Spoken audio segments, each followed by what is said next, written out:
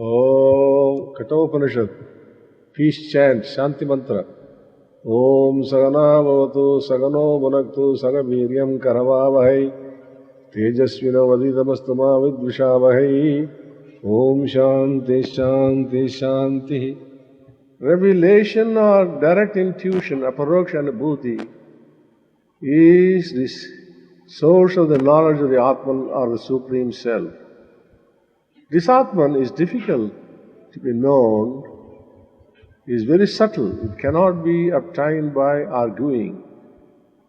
A self-realized guru is necessary to lead the aspirants in the spiritual path. One is good, while another is pleasant. Blessed is he who between them chooses the good alone, Shreyas. But he who chooses what is pleasant, praise, loses the true end. Shreyas is the good, the Supreme Self, the knowledge of which leads to moksha or the final emancipation. Praise is that which is pleasant. It is sensual pleasure. The individual soul is essentially identical with Brahman. Through illusion or ignorance, he imagines that he is bound, he is doing actions and is attempting to get deliverance or emancipation. He who trusts the path of truth, who accepts the good, attains immortality and eternal bliss. But he who chooses the pleasant is for the sensual pleasures, loses the goal of life, undergoes various sorts of miseries, sorrows and troubles, and is caught in the wheel of births and deaths. Shreya Marga is the path of knowledge. Preya Marga is the path of ignorance or the path of pleasure. You will have to abandon sensual pleasures breathlessly if you wish to attain the everlasting bliss of the soul or Atman. The good and the pleasant take hold of man. The wise man examines and distinguishes them. The wise man prefers the good, but the ignorant man chooses the pleasant for the sake of the body. The path of knowledge and the path of pleasure are thrown open to a man. He can choose any path he likes. Just as a swan separates the milk from a mixture of milk and water and drinks milk alone, so also the wise man separates the good in life and follows the good alone. When men know that the Shreya Marga leads to the attainment of immortality, freedom and eternal bliss, and they pray to transitory sensual enjoyments and bondage, therefore they prefer the good to the pleasant.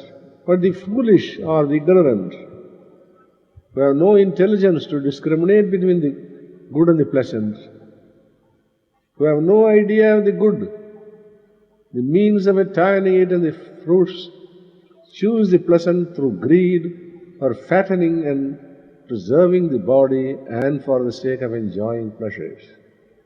The two paths are certainly opposing and wide apart. They lead to different results. They are opposite like light and darkness.